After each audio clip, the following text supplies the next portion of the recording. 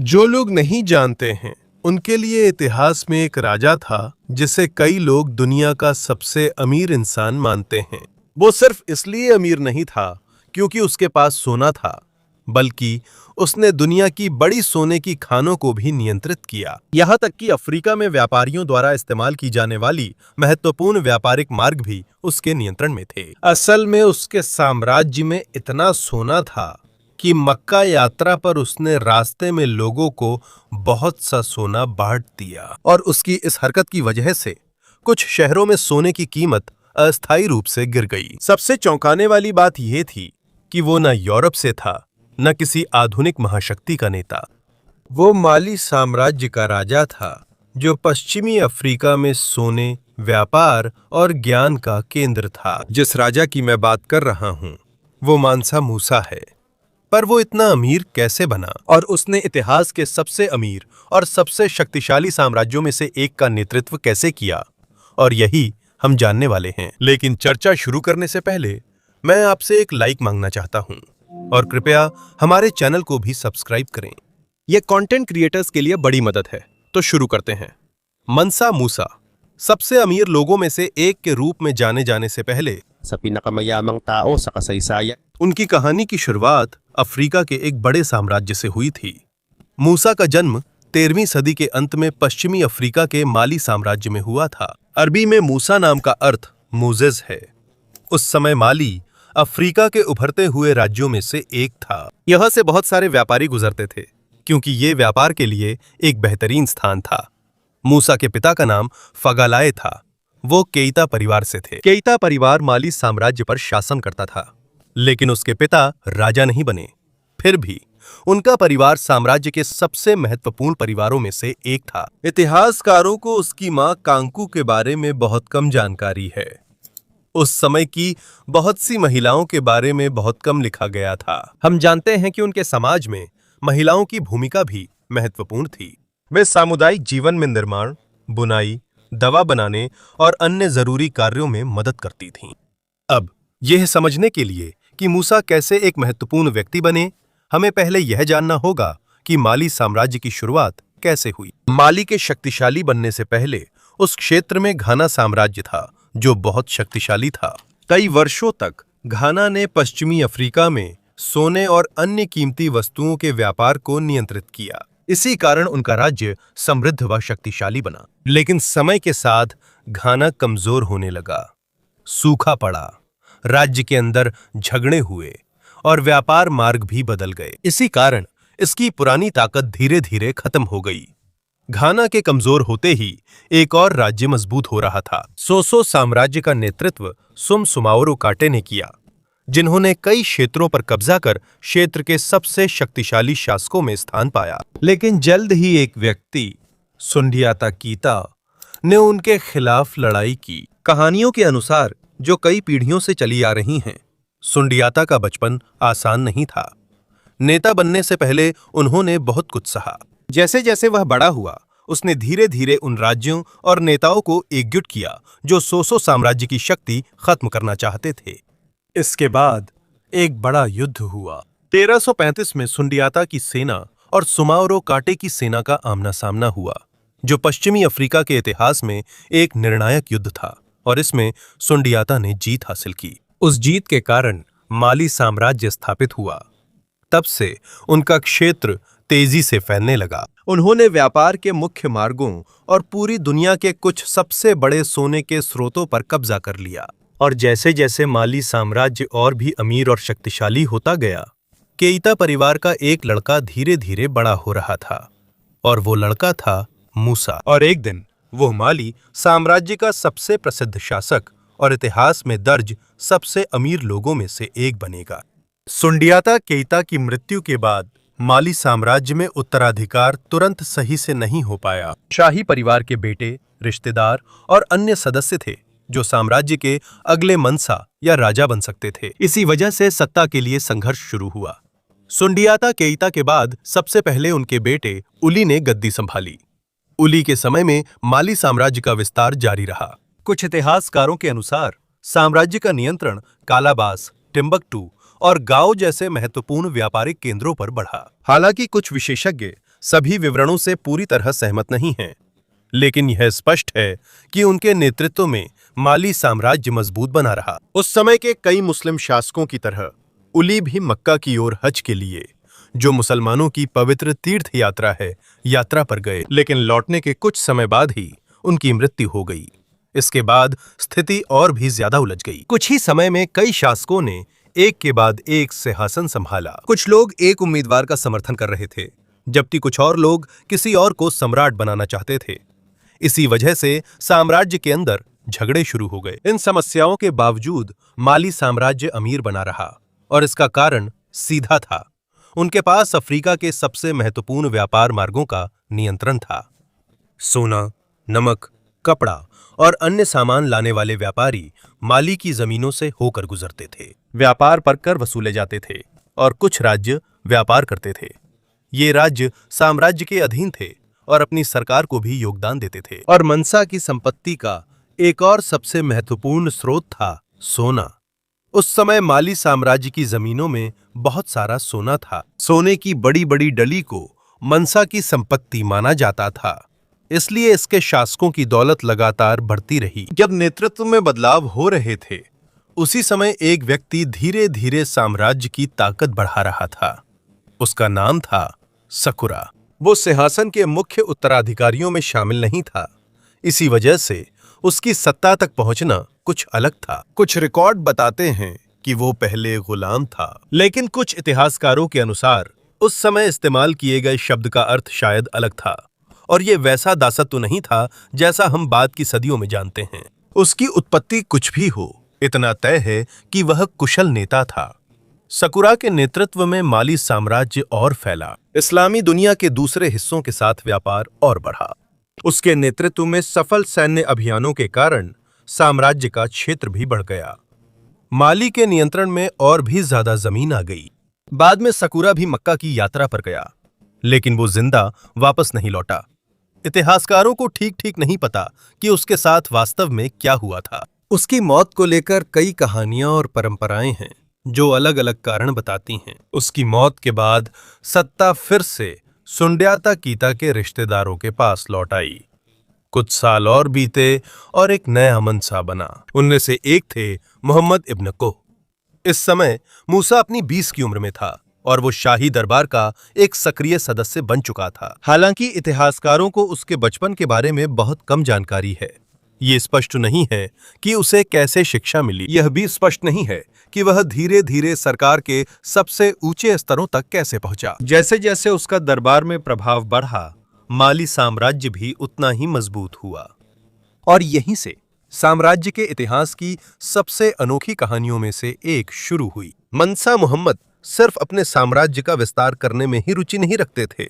उन्हें यह भी जानने की जिज्ञासा थी कि समुद्र के पार क्या है। रिकॉर्ड्स के अनुसार 14वीं सदी की शुरुआत में उन्होंने अटलांटिक महासागर में सैकड़ों जहाज भेजे थे।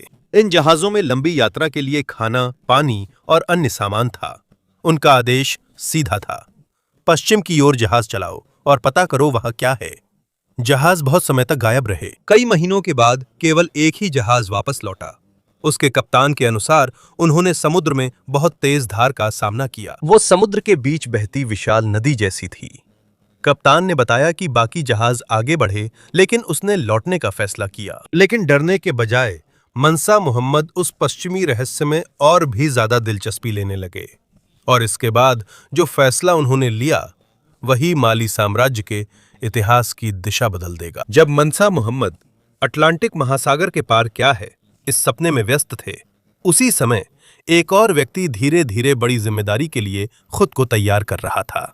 वो व्यक्ति था मूसा। 14वीं सदी की शुरुआत में अपनी दूसरी समुद्री यात्रा से पहले मुहम्मद ने माली साम्राज्य की देखरेख की जिम्मेदारी मूसा को सौंपी थी। सीधे शब्दों में कहें तो मूसा अफ्रीका के सबसे बड़े साम्राज्यों में से एक का अस्थायी शासक बन गया था। ये कोई छोटी जिम्मेदारी नहीं थी। उस समय माली साम्राज्य बहुत विशाल था।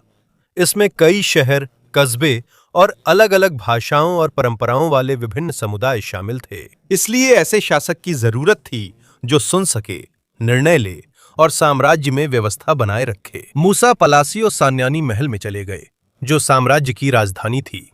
वहीं सरकार का केंद्र था। वहीं महत्वपूर्ण बैठकें होती थीं। वहीं साम्राज्य के अलग अलग हिस्सों से रिपोर्टें भी लाई जाती थीं।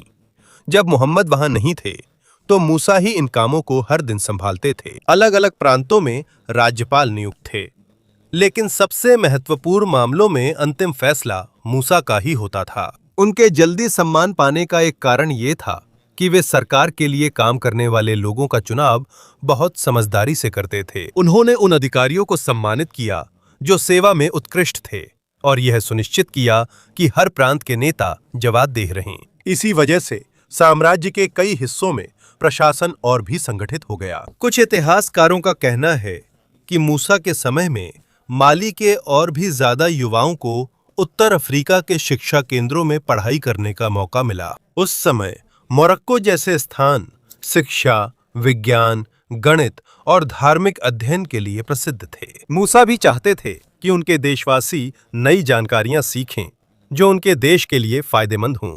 समय के साथ वह एक उत्कृष्ट प्रशासक के रूप में और अधिक प्रसिद्ध होते गए। उन्हें बड़े युद्धों के कारण नहीं जाना गया और न ही किसी विजय अभियान के कारण। उन्हें इसलिए जाना गया क्योंकि वे बड़े साम्राज्य को चला सकते थे। इस बीच मोहम्मद और उनके जहाजों की कोई खबर नहीं थी। आज तक ये अफ्रीका के इतिहास के रहस्यों में से एक है।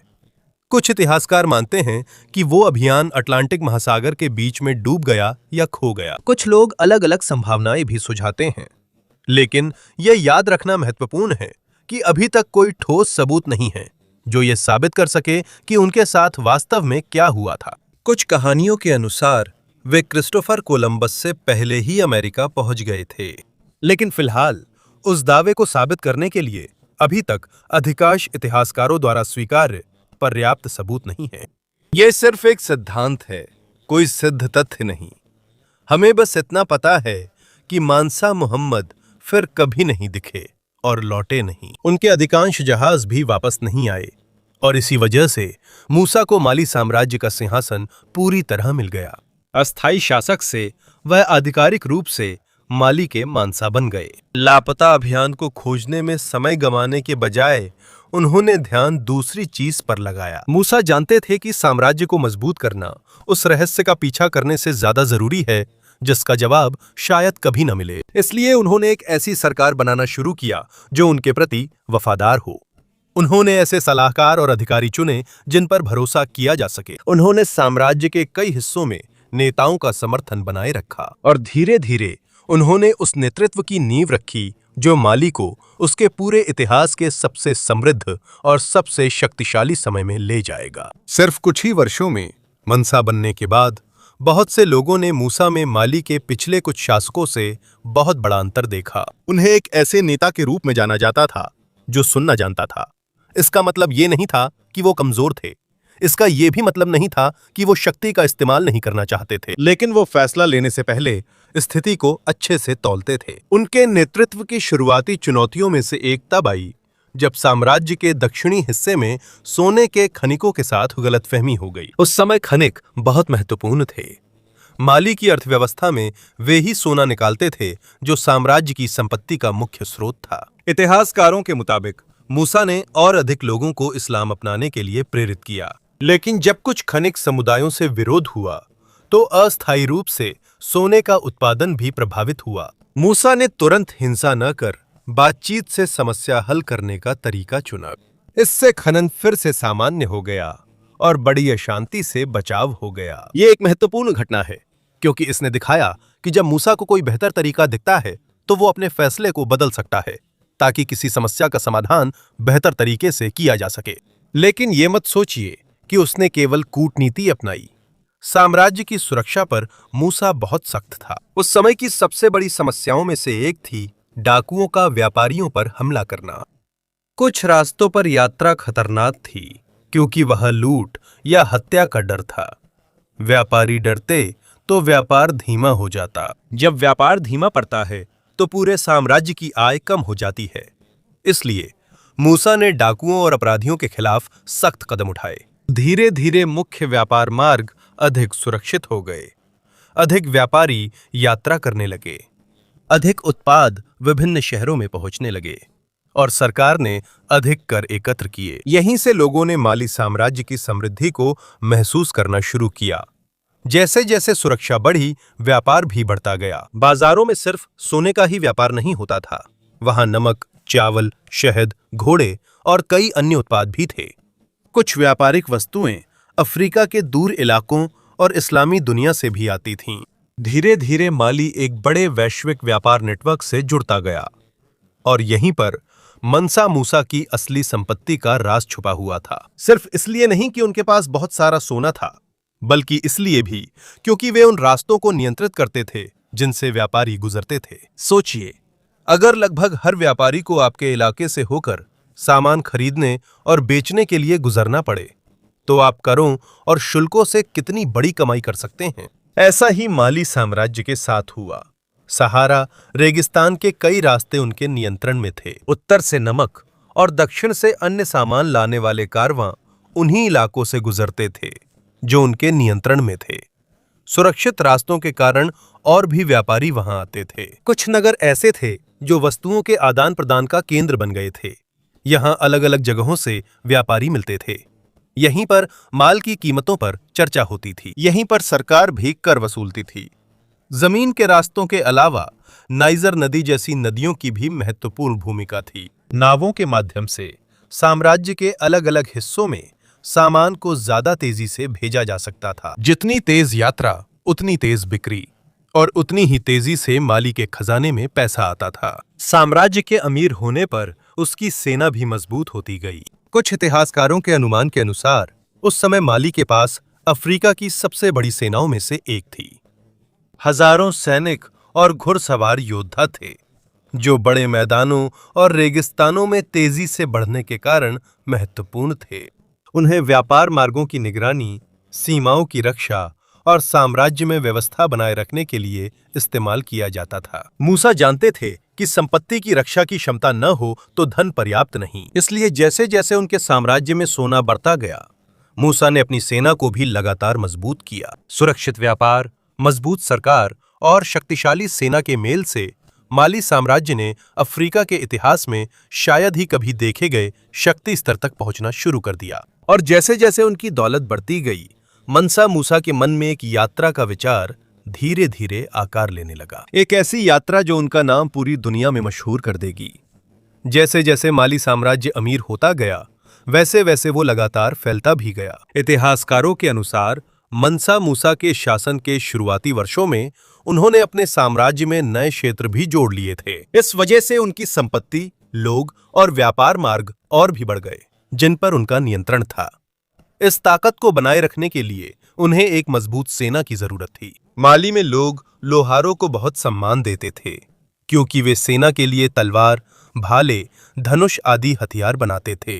हथियार निर्माण की कला के विकास के साथ युद्ध रणनीतियां भी बेहतर होती गईं।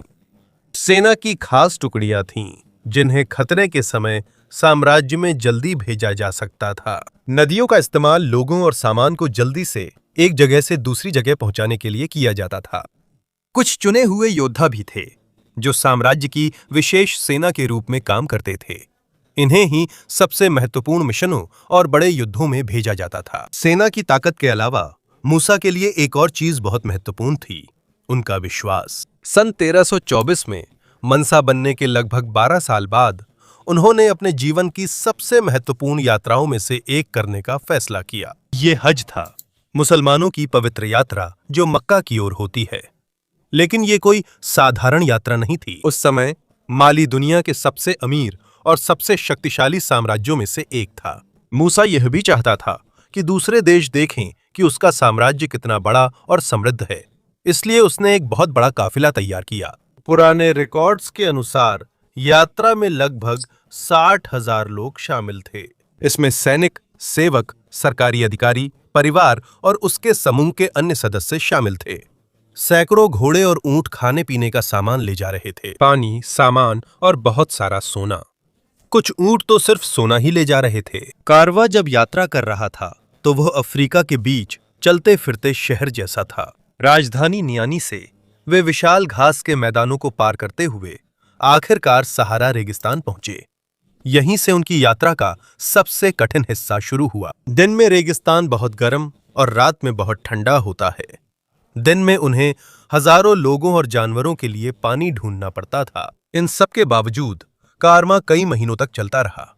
आखिरकार वे उस समय की दुनिया के सबसे महत्वपूर्ण शहरों में से एक तक पहुंच गए। वो था काहिरा, मिस्र में। सन 1324 में काहिरा दुनिया के सबसे बड़े और सबसे अमीर शहरों में से एक था। बहुत से लोग हैरान रह गए जब उन्होंने मानसा मूसा और उनके विशाल कारवां को आते हुए देखा। रंग बिरंगे कपड़े, कीमती गहने और ढेर सारा सोना। अधिकांश लोगों ने कभी भी यात्रा में इतनी संपत्ति का प्रदर्शन नहीं देखा था। जब मूसा को मिस्र के सुल्तान ने आमंत्रित किया तो एक संवेदनशील स्थिति पैदा हो गई। परंपरा के अनुसार उनसे सुल्तान का सम्मान दिखाने की उम्मीद थी, जो वे नहीं करना चाहते थे। लेकिन अच्छे संवाद के माध्यम से उन्होंने एक ऐसा समझौता ढूंढ लिया जिससे दोनों पक्षों का सम्मान बना रहा। उनकी मुलाकात अच्छी रही। उन्होंने एक दूसरे को उपहार भी दिए। उन्होंने अपने राज्यों पर चर्चा की और जब कारवां काहिरा में आराम कर रहा था, पूरे क्षेत्र में यह खबर फैलने लगी कि अफ्रीका से एक राजा आया है जिसके पास बेहिसाब दौलत है। और उस समय लोगों को यह नहीं पता था कि मनसा मूसा मिस्र में जो करने वाले हैं वो उनके नाम को इतिहास में और भी ज्यादा मशहूर कर देगा। काहिरा में कुछ और महीने रुकने के बाद मनसा मूसा का नाम और भी ज्यादा मशहूर हो गया। वो जहां भी जाते गरीबों, अधिकारियों, व्यापारियों और धार्मिक नेताओं को सोना बांटते थे। उन्होंने इतना ज्यादा सोना बांटा कि इतिहासकारों के अनुसार कई सालों तक काहिरा में सोने की कीमत गिर गई। इससे पता चलता है कि उस समय माली साम्राज्य कितना समृद्ध था। 1324 के अंत में मूसा ने मक्का की ओर अपनी यात्रा जारी रखी। मिस्र से उनकी कारवां अरब के रेगिस्तानों को पार करती हुई इस्लाम के दूसरे सबसे पवित्र शहर मदीना पहुंची। यहां मूसा ने आस्था के कई महत्वपूर्ण स्थलों का दौरा किया और दुनिया के विभिन्न हिस्सों से आए कई विद्वानों से बातचीत की। इसके बाद वे मक्का की ओर बढ़े। लंबी यात्रा के बाद मूसा ने आखिरकार वह शहर देख लिया जिसे देखने का वह सपना देखते थे। अन्य तीर्थयात्रियों की तरह उन्होंने साधारण सफेद वस्त्र पहने और राजा के रूप में अपनी हैसियत को कुछ समय के लिए अलग रख दिया। कुछ दिनों तक उन्होंने हज के अनुष्ठान हजारों मुसलमानों के साथ अलग अलग देशों से मिलकर किए। कुछ रिकॉर्ड्स के अनुसार कभी-कभी तीर्थयात्रियों में तनाव हुआ, लेकिन ये बिना हिंसा सुलझ गया। हज पूरा करने के बाद मूसा को हाजी की उपाधि मिली, जो पवित्र यात्रा पूरी करने वालों को दी जाती है। कुछ कहानियों के अनुसार उसे मक्का का जीवन बहुत पसंद आया और वो वहीं रहना चाहता था। लेकिन जब वो अरब में था, माली से कुछ खबरें आ रही थीं। साम्राज्य के भीतर कुछ समस्याएं थीं जिन्हें सुलझाना था और पड़ोसी क्षेत्रों में भी तनाव था।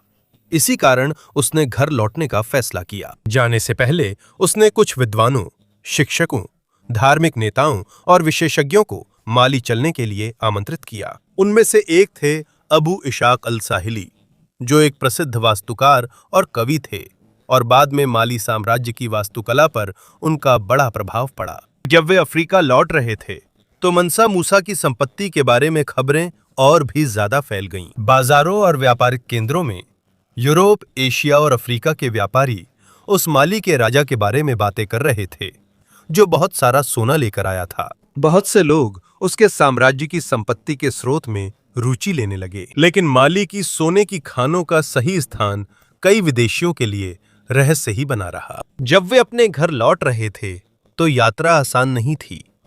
कारवां के कुछ सदस्य बीमार पड़ गए। कुछ लोग यात्रा की मुश्किलों और रेगिस्तान के खतरों से मर गए, क्योंकि उसने अपनी यात्रा के दौरान बहुत सा सोना बांट दिया था। मूसा को माली लौटने के लिए काहिरा में पैसे और सामान उधार लेने पड़े, लेकिन इसके बावजूद वो दुनिया के सबसे अमीर शासकों में से एक बने रहे।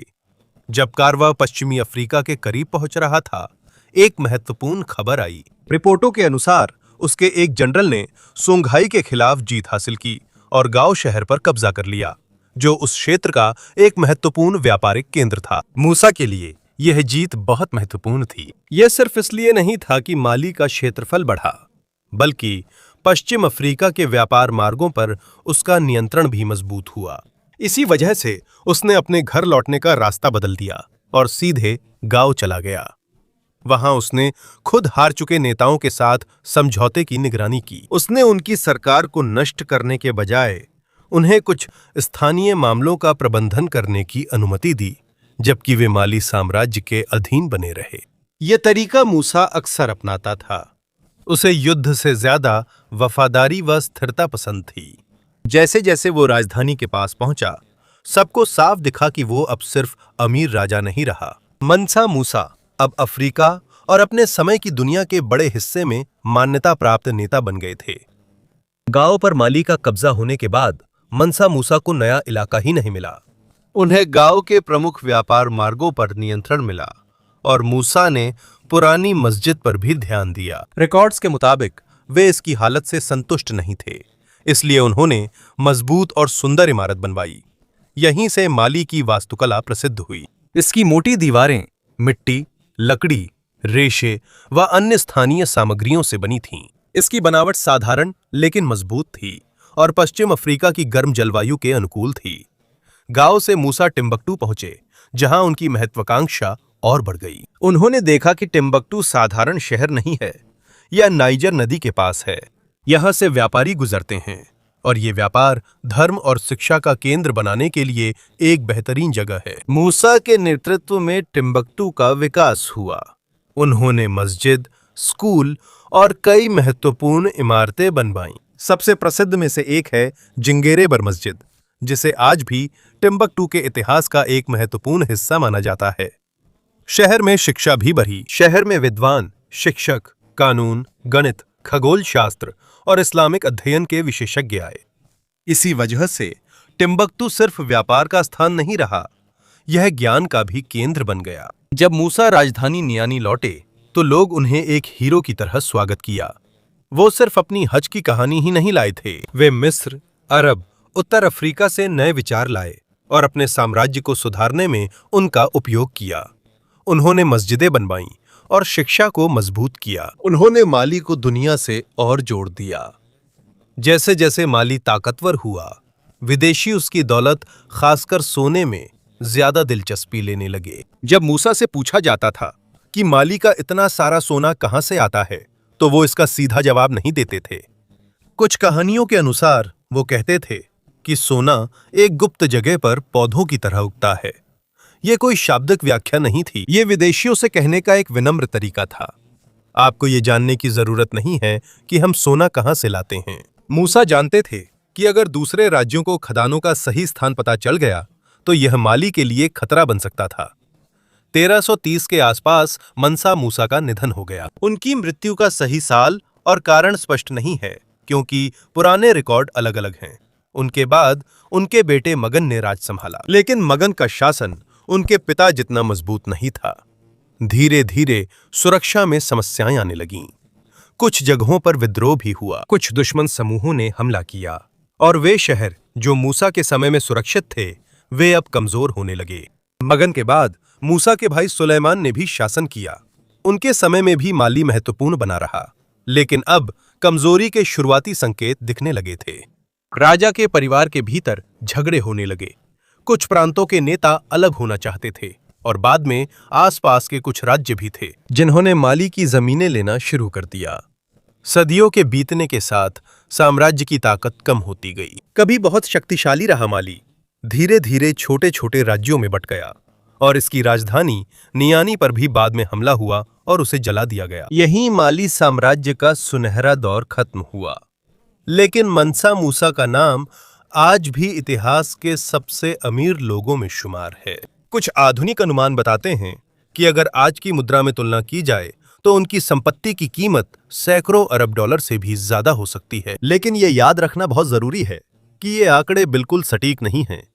मध्यकालीन काल के एक राजा की संपत्ति को मापना बहुत मुश्किल है, खासकर जब आधार पुराने किस्से, सोने का व्यापार और वे रिकॉर्ड हों जो उनकी मृत्यु के कई साल बाद लिखे गए थे। जो बात हम निश्चित रूप से जानते हैं वो ये है, माली बहुत अमीर था, मूसा का प्रभाव बहुत बड़ा था और उनकी हज यात्रा ने माली को पूरी दुनिया में मशहूर कर दिया। 1375 में कैटलन एटलस सामने आया, जो मध्य युग के सबसे महत्वपूर्ण नक्शों में से एक था। उसमें मानसा मूसा को सोना पकड़े हुए दिखाया गया था। इसका अर्थ है कि उनकी मृत्यु के बाद भी दूर दराज क्षेत्रों में वे सोने से समृद्ध भूमि के राजा कहलाते थे।